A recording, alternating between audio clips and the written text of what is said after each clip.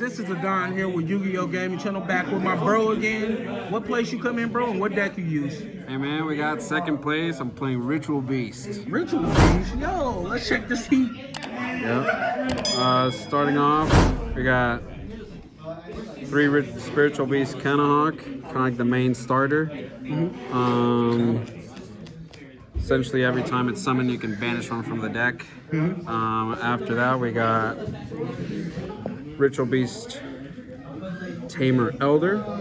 On summon, it gives you an extra normal summon, so essentially the opening hand, ideally you want to see one of each. You want to start Elder, and then Canahawk, and then after that, we go on to our third 3 of. We got Spiritual Beast Tamer Lara.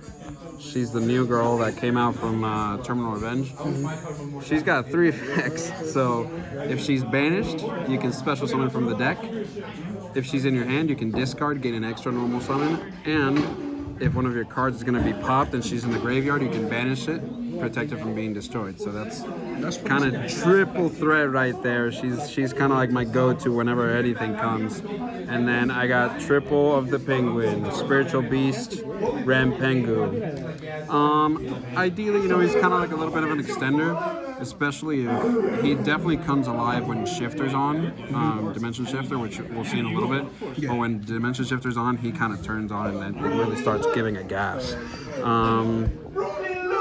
Those are the 3 ofs. After that, we run essentially one of each. We got Ritual Beast Tamer Lara, we got Old Lara, we got Wen, special summon from Graveyard, special summon from Banished. We got Spiritual Beast Tamer Winda, which if she's destroyed by card effect or battle, you can special summon from the extra deck, ignoring summoning conditions, which is pretty solid. And then we got a Pelio. Pretty good, especially once we go into some of the extra cards we have. Really good to have on the field as a Pyro. Another really good thing, especially with these 2 new cards, Winda and Lara over here, is that because they're Spiritual Beast Tamers, they work as both Spiritual Beast and Ritual Beast Tamers.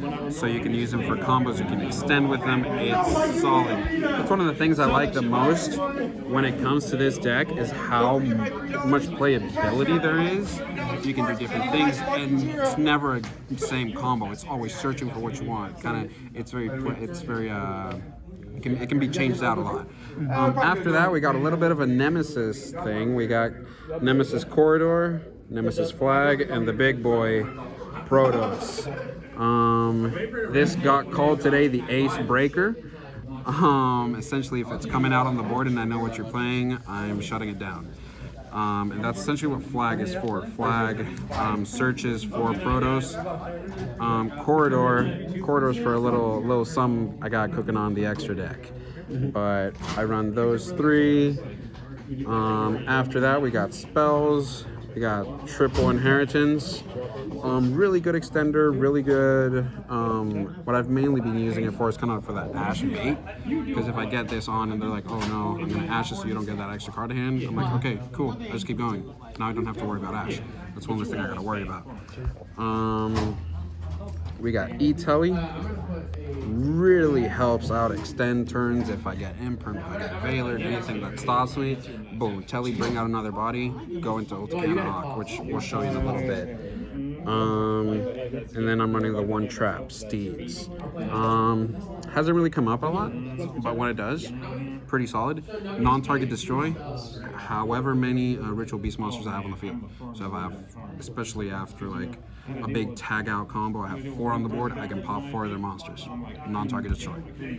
Pretty sick right there. When it comes to hand trap, I'm running best hand trap in the game, Dimension Shifter.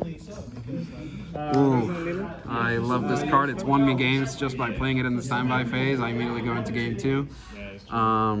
Pretty solid, and one good thing with one of the cards in my extra deck, it doesn't really mess with the deck as much. It actually kind of gives it a little bit of gas in some cases. And then I'm opting for more of a board breaker approach, so I got triple Book of Eclipse. It's kind of like my anti-Neb protection. If they go to Neb, Book of Eclipse, Neb resolves without actually resolving because it needs face-up cards. And then today, These two came in clutch.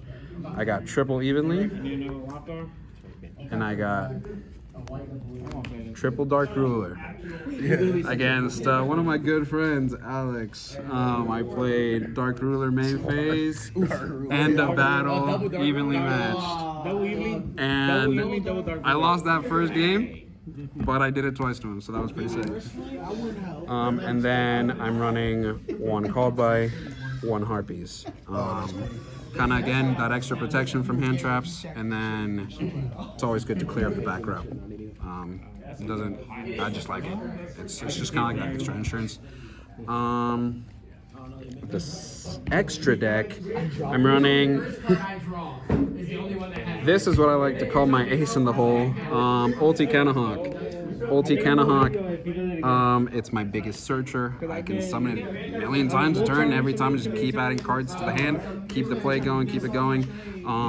Really good thing if they try and imperm it quickly, tag itself out as cost. Can't target it, so you can't imperm it.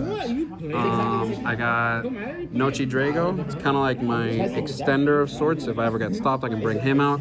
Prevents my Ritual Beast monsters from being targeted.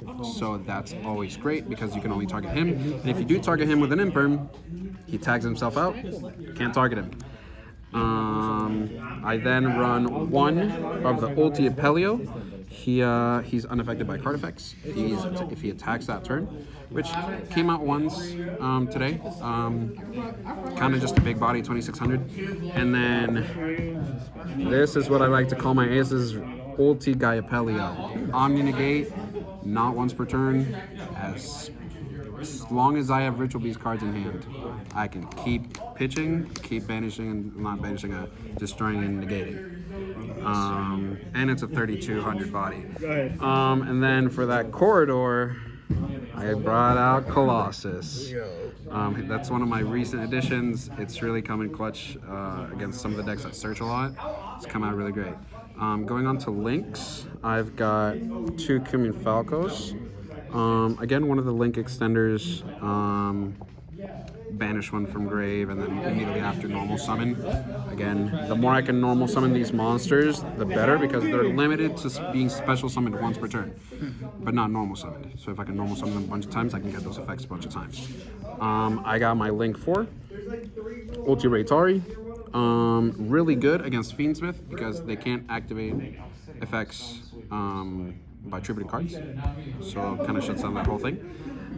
It also target banished on their turn, which has come out really, really good. I also run IP, Nightmare Unicorn, and Link Spider. Link Spider, obviously, for Nibiru. Nightmare Unicorn, honestly, because I don't have an SP. As soon as I get an SP, this will become an SP. And then IP, kind of like the same thing. It's for making SP. One thing that has happened before is that I kind of got stopped, and I had Protoss in hand, and I made IP, so I had that extra attribute, so I could banish it to bring out Protoss. That happened last weekend, and that ended up getting me the win. And then I run one single XC, and that's that Infernal Banshee.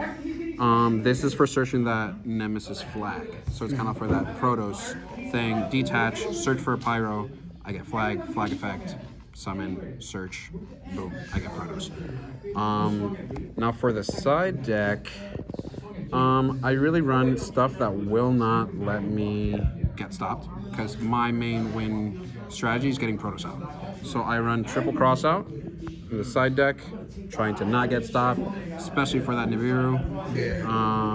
I run triple dark hole, kind of like an addition last minute. Just board breakers galore. I'm trying to break their boards to make mine be there. And then all of these are going to be one-offs. I have one droplet for crossout, one mourner for crossout, Veiler, Nibiru, Droll, Spooky, and Ash. These are all for crossouts, depending on what the type of player I'm playing, what I see their hand traps being in that game one, especially with my board breakers being in that deck at the beginning. I want to see what they're playing, see how they're playing, what they're trying to get, and then after that, I side in the most common hand traps. I used to have Imperm on it. I don't know why I took it out, but typically I also have Imperm in here. and I just cross it out because if they can't stop me, I win.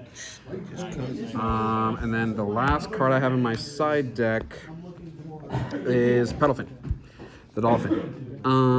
I personally really like the card. It's a target pop back to their hand. It's come out a lot, especially like in grind games, especially with Laura. Laura, when she's banished, like I said, she's special summons. So I banish Laura somehow for any extra deck monster or anything like that, any effect. Boom, he comes out. Effect, return to hand. It's come pretty useful. Today I didn't use it, but last weekend for sure I used it a lot. Man, it sounds broken, bro. You got any shout outs for us? Hey man, shout out to the pink elephant community. My boy Rick. Man, all these people have been with me ever since late June, early July, and kind of really helped me grow out a lot. The competition is great. Shout out to my boy Nick, my boy Porsche, part of that 3v3 gang, you know. Yeah. And shout out to all the boys, man. Shout out to the Yugioh community. Everyone out here is just super supportive. And we're all just here to grow, man. Yeah, thank you again for the deck profile, bro. And with that, I guess we'll catch them in the next one. Peace. Yeah.